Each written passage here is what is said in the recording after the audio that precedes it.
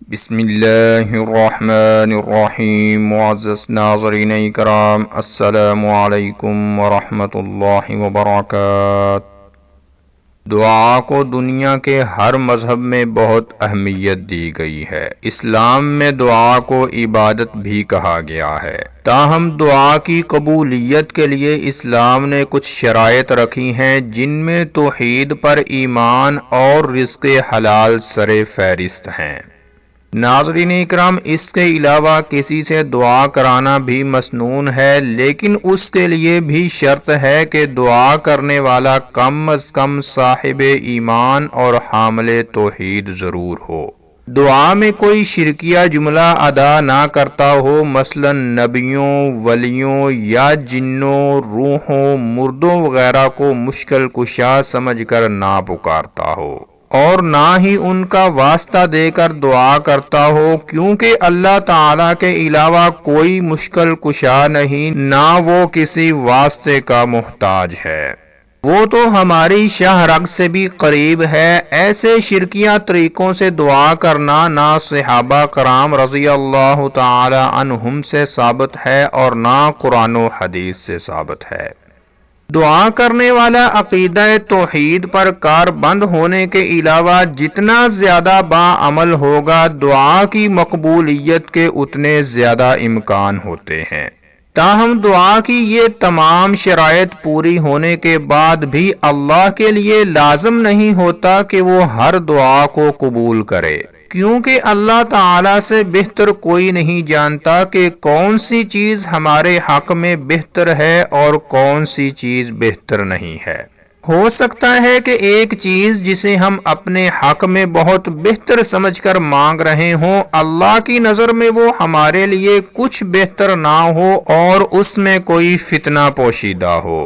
البتہ ہر دعا جو دنیا میں پوری نہ ہو، اسے بطور اجر آخرت میں ضرور محفوظ کر لیا جاتا ہے۔ معزز ناظرین اکرام، دعا کے متعلق ان چند بنیادی اور مسلمہ حقائق کے باوجود گزشتہ کچھ عرصہ سے معاشرے میں دعا کے نام پر ایک نیا ابھرتا ہوا کاروبار دیکھنے میں آیا ہے۔ یہ ہے دعا کے ذریعے لوگوں کو شفا دلانے کا دعویٰ اور دھندا، اور یہ دھندا مسلمانوں کے بابوں اور عیسائیوں کے پادریوں دونوں میں بڑے زور و شور سے جاری ہے۔ ناظرین اکرام، اکتوبر 2002 کے مہینے میں پورے لاہور میں ہر اہم چوک پر بڑے بڑے بینر لگائے گئے، جن پر یہ اعلان لکھا گیا کہ 22 اکتوبر کو حضرت شاہ بابا اپنے آستانہ واقع ماڈل ٹاؤن میں ختم قرآن پاک کے بعد خصوصی دعا کرائیں گے۔ مختلف بیماریوں اور پریشانیوں میں مبتلا مرد و خواتین کو اس محفل میں شرکت کی ترغیب دی گئی اور بتایا گیا کہ یہ بڑی بابرکت محفل ہے، جس میں بابا جی کی دعا سے آپ کے تمام مسائل حل ہو جائیں گے۔ ناظرین اکرام، اس قسم کے پینل اشتہارات اخبارات میں بھی کئی دنوں تک شائع کرائے گئے۔ ساتھ ہی لوگوں کو مزید رغبت دلانے کے لیے یہ لکھا گیا کہ کوئی ہدیہ اور نذرانہ لانے کی ضرورت نہیں۔ صورتحال کا جائزہ لینے کے لیے جب ہم اس شاہ بابا کے آستانہ پر پہنچے تو وہاں پاکستان کرکٹ بورڈ کے سابق سیکرٹری جناب غلام مصطفیٰ خان صاحب سے ملاقات ہو گئی، جو اس شاہ بابا کے قریبی ہمسایہ ہیں۔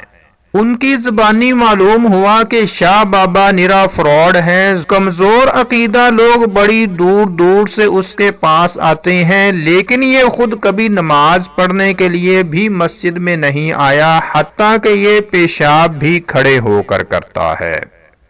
ناظرین اکرام، انہوں نے بتایا کہ اگرچہ یہ یہاں کرایہ پر رہتا ہے، لیکن ہر دوسرے تیسرے مہینے اس کے پاس نئی گاڑی ہوتی ہے۔ آنے والے مرد و خواتین کو وہ الگ الگ اپنے کمرے میں بلاتا ہے اور پھر انہیں ایک پرچی تھما دیتا ہے، جس پر کچھ لکھ کر دیتا ہے کہ اسے پڑھو۔ اس کے لکھے ہوئے الفاظ بے معنی سے ہوتے ہیں اور کسی کو سمجھ نہیں آتا کہ کیا لکھا ہے۔ خواتین کو کافی دیر اندر بٹھائے رکھتا ہے اور کوئی نہیں جانتا کہ اندر کیا کرتا رہتا ہے۔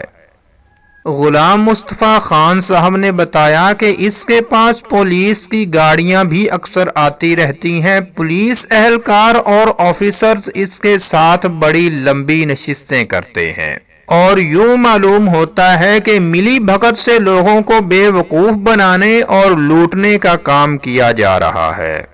اس کے علاوہ یہ بھی امکان ہے کہ یہ شخص کسی غیر ملکی اسلام دشمن یا ملک دشمن ایجنسی کا اعلی کار نہ ہو۔ شاہ بابا جو نذرانہ بھی نہ لینے کا دعویٰ کرتا ہے، لیکن حیرانی کی بات ہے کہ اس کے پاس ہر دوسرے ماہ نئی سے نئی گاڑیاں کہاں سے آ جاتی ہیں، جبکہ یہ کوئی دوسرا ذریعہ معاش کرتا بھی نظر نہیں آتا۔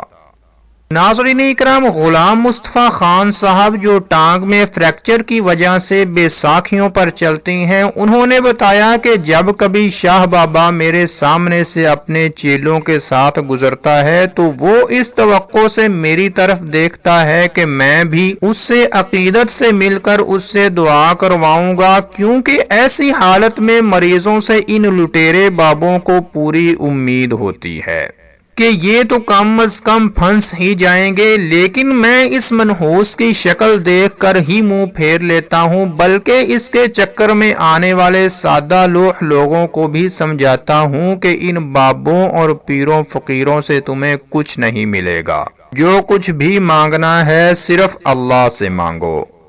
انہوں نے بتایا کہ یہ بابا خود ٹانگوں سے کچھ معذور ہے، جو شخص خود کبھی نماز پڑھتے نہ دیکھا گیا ہو، جو شرکیہ عقائد کا حامل ہو، دوسرے کے لیے اس کی دعا کیسے قبول ہوگی؟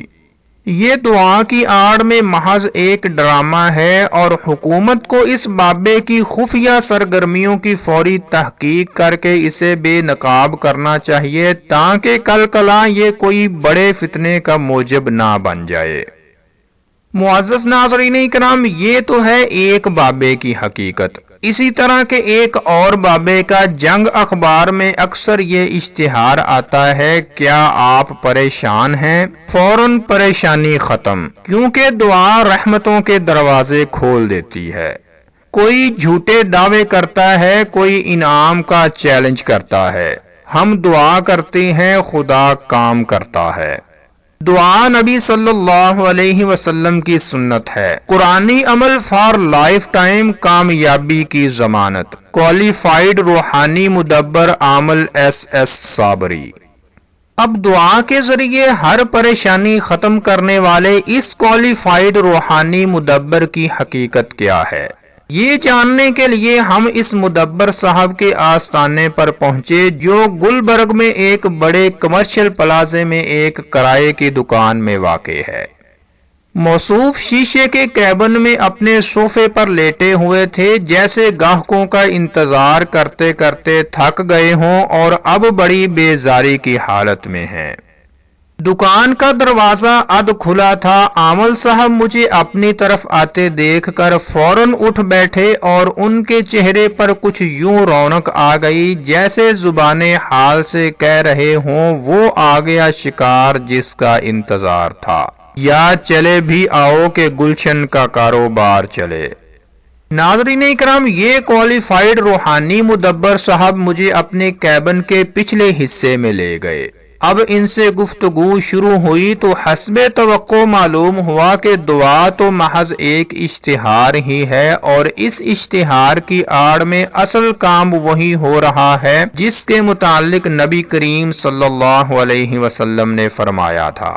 صحیح مسلم میں موجود ہے کہ آپ صلی اللہ علیہ وسلم نے فرمایا، جس شخص نے کسی عراف، نجومی، جادوگر وغیرہ سے کسی چیز کے متعلق دریافت کیا تو اس کی 40 دن کی نماز قبول نہیں ہوگی۔ اس روحانی مدبر صاحب سے جب میں نے دعا کے حوالے سے بات شروع کی تو چونکہ دعاؤں کے ذریعے مسئلہ حل کرنا ان کا کام ہی نہیں تھا، اس کا اصل کام تو نجومیت، دست شناسی اور شرکیہ وظائف و اعمال ہی سر انجام دینا تھا۔ یہ تو ایسے لوگوں نے اب نئی آڑ اختیار کی ہے کہ اگر لوگ نجومیت اور جادو کے نام پر نہیں پھنستے تو شاید اس طرح پھنس جائیں۔ چنانچہ یہ عامل نجومی صاحب فرمانے لگے آپ کا جو بھی مسئلہ ہے اس کے لیے اب آپ کا نام میری لسٹ میں آ گیا ہے، ہم آپ کے لیے دعا تو کر دیں گے، لیکن اگر آپ جاننا چاہتے ہیں کہ آپ کے مسئلے کی اصل وجہ کیا ہے اور یہ کس طرح حل ہوگا تو اس کے لیے آپ کو اپنا نام، اپنی ولدیت اور تاریخ پیدائش بتانا ہوگی۔ اس کے ساتھ ہم وقت سوال نوٹ کریں گے اور پھر حساب لگا کر آپ کا مسئلہ حل کر دیں گے۔ اس کے ساتھ ہی یہ مدبر صاحب فرمانے لگے اس کے لیے آپ کو 500 روپے فیس ادا کرنی ہوگی۔ تو کیا مسئلہ حل کرنے کے لیے دعا کافی نہیں ہے؟ میرا کوالیفائیڈ روحانی مدبر صاحب سے سوال تھا۔ جی دعا تو ہم نے آپ کو بتایا ہے کہ کر دیں گے، لیکن بعض مسائل ایسے ہوتے ہیں کہ ان کی پہلے وجہ معلوم ہوتی ہے کہ یہ کہیں جنات، آسیب، جادو وغیرہ کی وجہ سے تو نہیں ہے، اور پھر ساتھ ہم حل بھی بتاتے ہیں۔ ناظرین اکرام، اب یہ ظاہر ہو گیا تھا کہ وہ میرے ہر مسئلے کو لازماً جادو جنات سے جوڑنے اور مجھ سے ہر صورت رقم بٹورنے کے چکر میں ہے۔ چنانچہ میں اٹھنے لگا تو شکار ہاتھ سے نکلتا دیکھ کر کہنے لگا کہ فیس کچھ کم بھی ہو سکتی ہے، لیکن اب میں اس کے اس روحانی کاروبار سے جان چھڑا کر ہی نکلا۔ بھلا جو شخص اپنے گاہک کو نہ قابو کر سکتا ہو، نہ اپنی نجومیت کے ذریعے آنے والے کے اصل مقصد کو جان سکتا ہو، اس کی دعاؤں کی قبولیت کے دعوے کیسے سچے ثابت ہو سکتے ہیں؟ اللہ نے تو بڑے بڑے انبیاء کی بھی ہر دعا قبول نہیں کی، چہ جائے کہ ایک شریعت کا مخالف دعاؤں کی قبولیت کے دعوے کرے اور اس آڑ میں نجومیت کا شیطانی کاروبار چلائے۔ ناظرین اکرام، ایسے روحانی علاج آج کل اور بھی کئی لوگ کرتے نظر آتے ہیں۔ یہ لوگ اخبارات میں اپنی مشہوریاں کراتے ہیں کہ وہ سینکڑوں میل دور بیٹھ کر ہی اپنے عمل اور پھونک کے ذریعے علاج کر دیں گے، آپ صرف اپنا نام پتہ ہمیں بھیج دیں۔ تو ناظرین کرام، یہ تھی آج کی ویڈیو، اور اگر آپ سحر تخیل خیالات پر اثر انداز ہونے والے جادو کے روحانی علاج کی ویڈیو دیکھنا چاہتے ہیں تو اوپر کراس کے بٹن پر کلک کر کے دیکھ سکتے ہیں۔ السلام علیکم ورحمۃ اللہ وبرکاتہ۔